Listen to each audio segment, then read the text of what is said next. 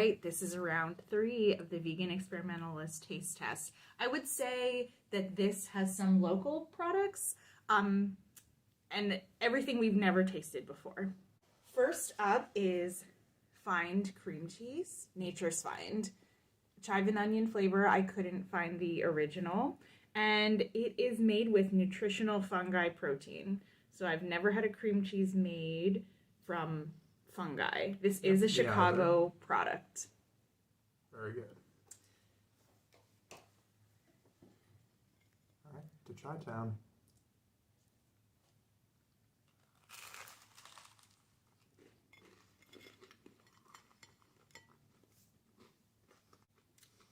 No, I still prefer vegan butter or hummus on a bagel. Cream cheese would be my third option. Tom wouldn't like a vegan cream cheese. I don't really even like non-vegan cream cheese, to be honest. So how is this?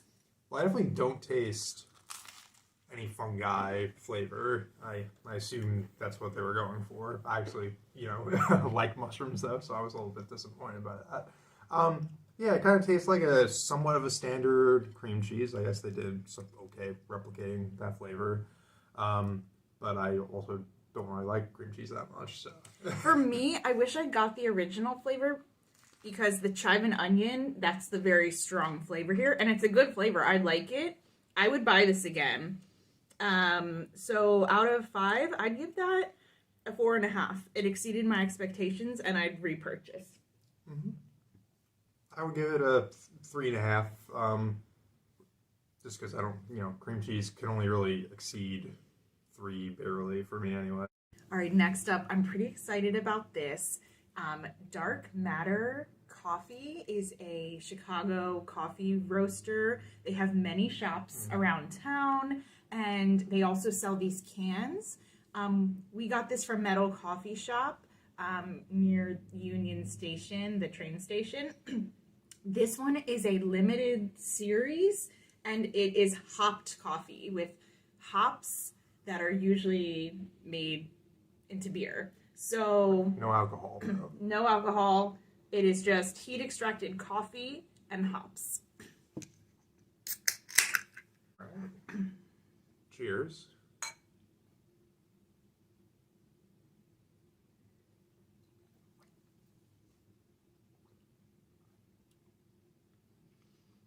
The coffee is so strong as theirs, as Dark Matter coffee is usually.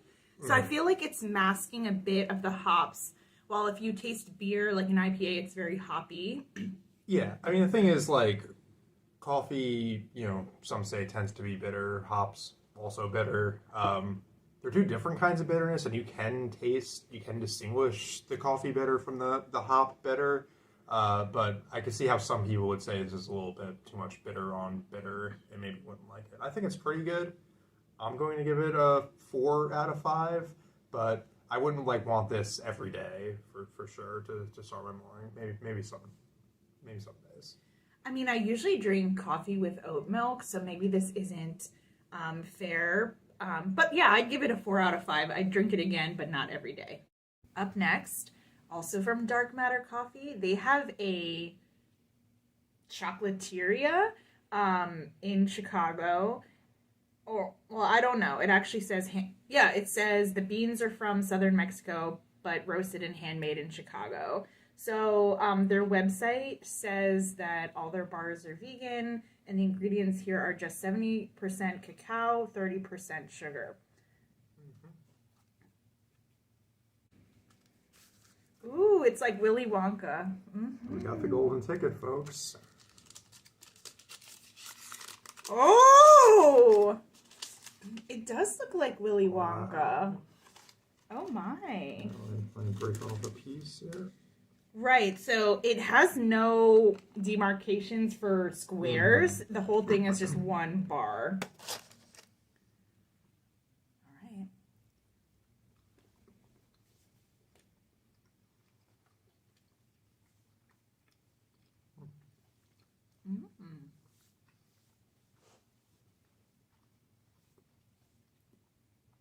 It started sweet, got a little bitter. Yeah. I mean, Not for chocolate on the less sweet side, which is good to me.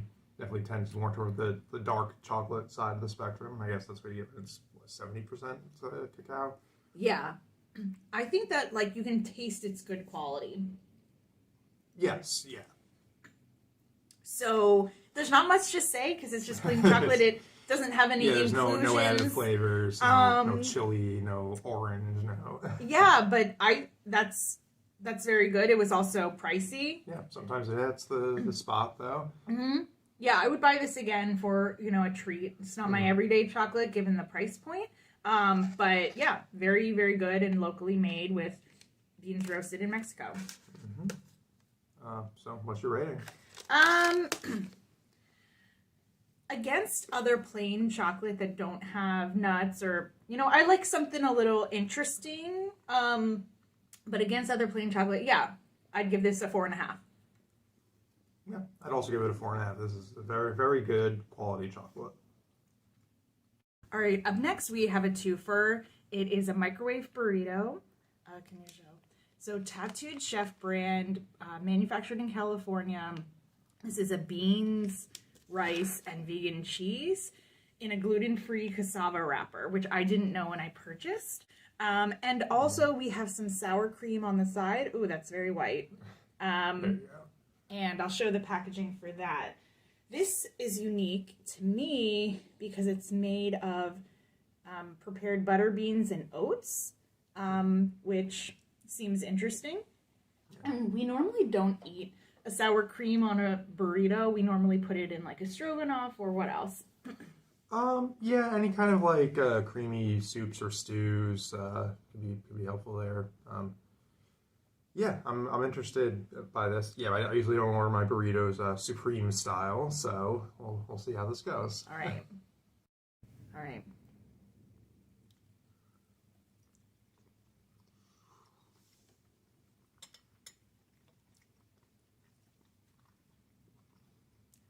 I'll put in a little Cholula. Okay. I don't need the Cholula. It's got enough little bit of tang on its own for me. Okay. Next, the sour cream. Sour cream individually here. Okay.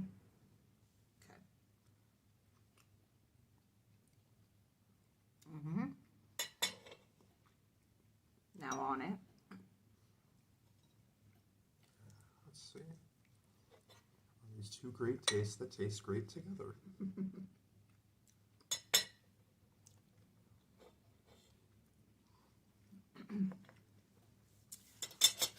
So I would say I'm the microwave burrito expert in the household because I buy Whole Foods vegan bean and rice, no cheese, bean and rice for $1.69. Yes, you are the expert because this is I believe my first ever microwave burrito. Really? Yeah, I don't think I ever tried one of yours. Ooh, well that's because I love them so much I won't share, but and this was $2.50 on sale. I much prefer something without vegan cheese, the bean and rice, which I smother in Cholula. This, plus the gluten-free cassava wrapper, which came out so soggy in the microwave that I tossed it into the air fryer to crisp it for a few minutes to revive it. That worked pretty well, and I actually like the flavor of the cassava. Oh, really? Yeah. What do you think of the filling? I mean, I have a strong distaste for almost all vegan cheeses, and this one's no different. But I actually have more maybe negative things to say about the sour cream. It kind of tastes like nothing to me. Honestly, that's kind of what I want out of a sour cream, where the way we use it, where it's making a creamy, thicker, super stew.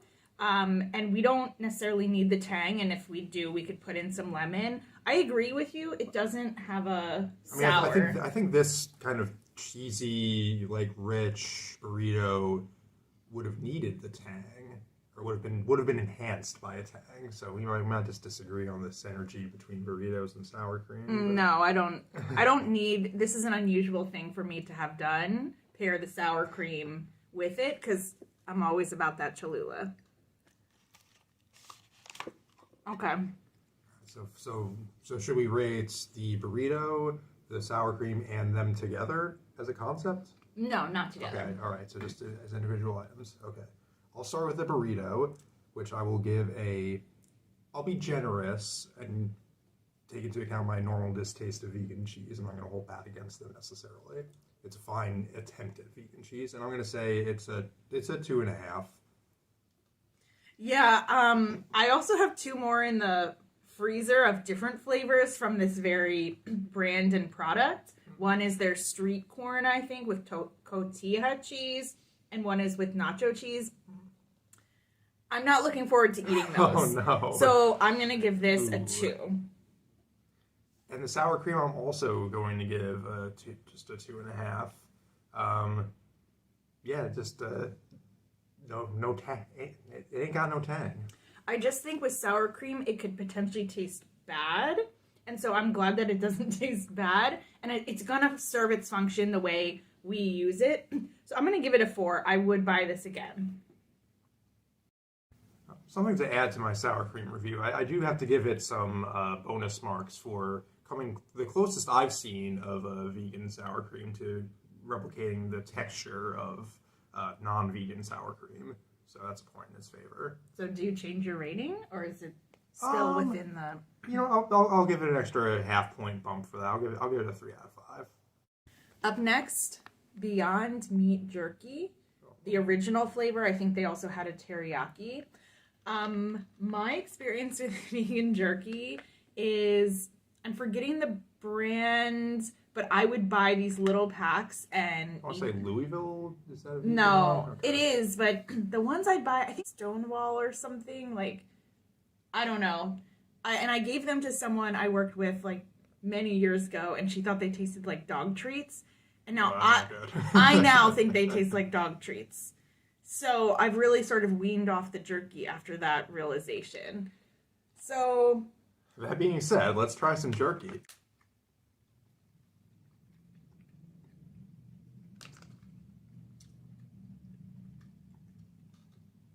Smoky, peppery, sweet.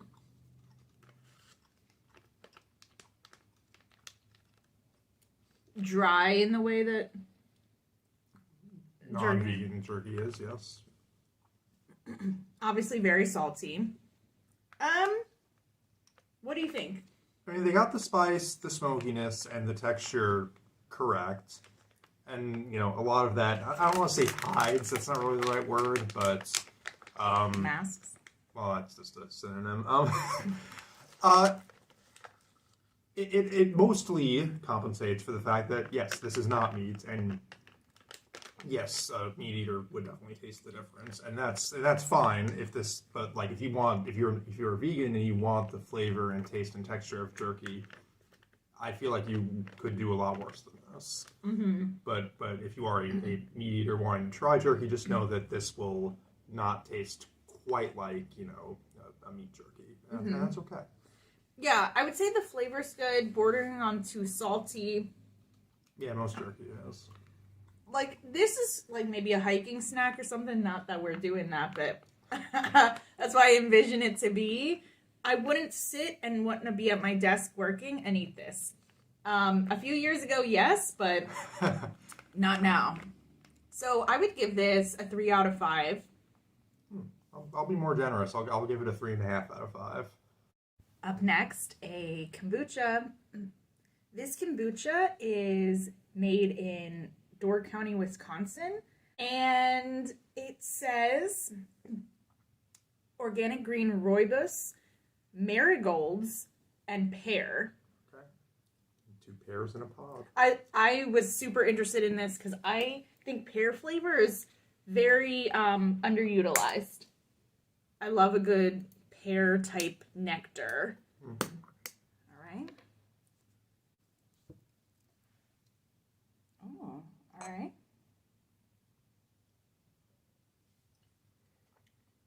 Wow. Real subtle. The pear is there, but it's just tasty. What would you say? I mean, I don't drink that much kombucha, so this tastes. I mean, It tastes a little bit different from most kombuchas I remember in that this is like not so vinegary, not so sour. Yeah. Mm-hmm. It almost just tastes kind of like pear juice, sort of, with like maybe a little hint of sour on the finish. I don't get a distinct rooibos. No. Which is a very strong flavor if you just brew some rooibos. Yeah, I like it. I'm gonna give it a 4 out of 5. On my first sip, I thought I was going to give this a 2 because you're just immediately walloped with sweetness in a way that I don't like. But then as you actually let it sit there and you drink a couple sips, the better notes of sourness, a little bit of richness from the tea add to it in a way that makes it way more appealing than just on that first sip where all you feel is sweet. And maybe it's because I also ate a bunch of salty jerky a couple minutes ago. It made the sweetness more potent than maybe it normally would be. So I'm not gonna give it a 2. I'm gonna give it a 3.5. Next up, we have Tubbys Taste Caribbean Punch Cookie. This is locally made, and I have ordered before and gotten delivery. They also are available in Urban Market, and I think they're starting to roll out nationwide. So congratulations to Danielle Tubbs, the owner of Tubbys Taste. So we have not tried this flavor, although we have tried her cookies. So these are all Jamaican-inspired cookie flavors and tastes. Mm-hmm. I did enjoy the other flavors that we had. This one is grapefruit, pineapple, and hibiscus. This looks like a little scoop of ice cream. Yeah, kind of. All right.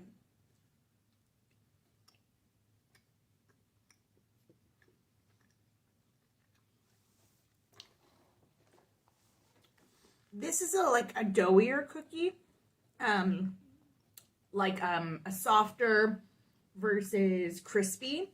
Mm-hmm. I like that, and I forget, were her other ones also this doughy? Mm-hmm. Yeah, okay. Yeah. You can really get the flavors. Mm-hmm. I'm getting them all. Was it cranberry, grapefruit, hibiscus? It is grapefruit, pineapple, hibiscus. Pineapple, yeah. I was saying, I didn't get any cranberry, but that's good because it's not in there. Yeah. These would probably be good from the air fryer. We're eating them room temp / a little cold. Yeah, warm would be better. These are definitely on the sweeter side, if I remember the other ones of hers I've had. So,